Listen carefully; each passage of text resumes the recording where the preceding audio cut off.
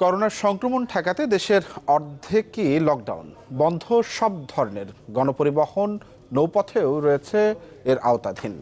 আর তাই গেল ২৬ মার্চ থেকে নিয়মিত অভিযান চালাচ্ছে কোস্টগার্ড। সংস্থাটির কর্মকর্তারা জানান, এখন কিছুটা নিয়ন্ত্রণে রয়েছে নদীপথ। মাসুদ আল আবুনির রিপোর্ট দেখুন। আর ক্যামেরায় ছিলেন আহাদ আহমেদ।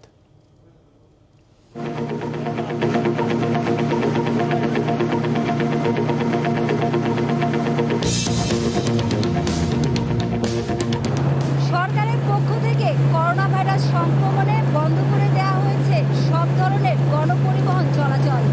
নৌপথ রয়েছে এর আওতাধীন, তবে অতি জরুরি পণ্য সরবরাহ করা যাবে এবং সেক্ষেত্রে কোনো বিধিনিষেধ নেই।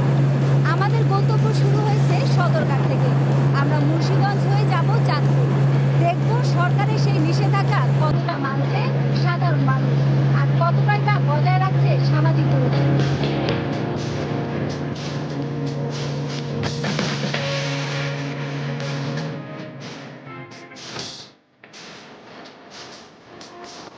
ছাব্বিশ মার্চ থেকে সব ধরনের গণপরিবহন বন্ধের ঘোষণার পর থেকে নিয়মিত অভিযান চালাচ্ছে কোস্টগার্ড, যা চলমান থাকবে।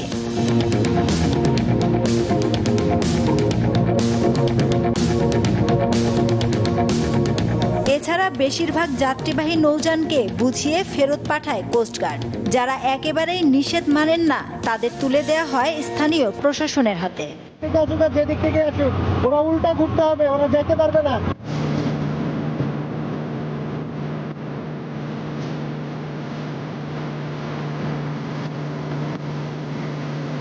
আমরা তো প্রথম একদম দুজন উঠছি, পরে লোক বেশি করে নিয়ে 5 টাকা করে একজন টানে, এই জন্য সবাইকে নিয়ে একসাথে ছাড়িয়ে দিই। 2টা বাজে বন্ধ করে নিষেধ করছে।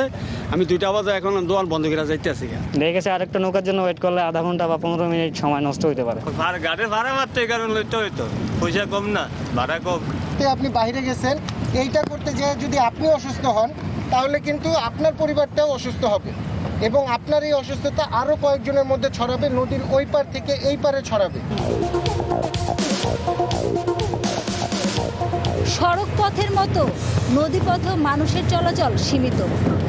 নদীপথেও নেই যাত্রীবাহী খুব একটা নৌকা কিংবা লঞ্চ। বলা যায় এটি একটি সুখবর। মানুষের মধ্যে কিছুটা হলেও আর যেই হার, সেটা যদি আমরা আশানুরূপ হারে কমাতে না পারি বা যদি লোকজন সচেতন হতে না চায়, সেক্ষেত্রে আমরা সরকারি নির্দেশনা অনুযায়ী আমরা কার্যক্রম হাতে নিব। মাসুদ আল আবুনি, চ্যানেল 24, চাঁদপুর।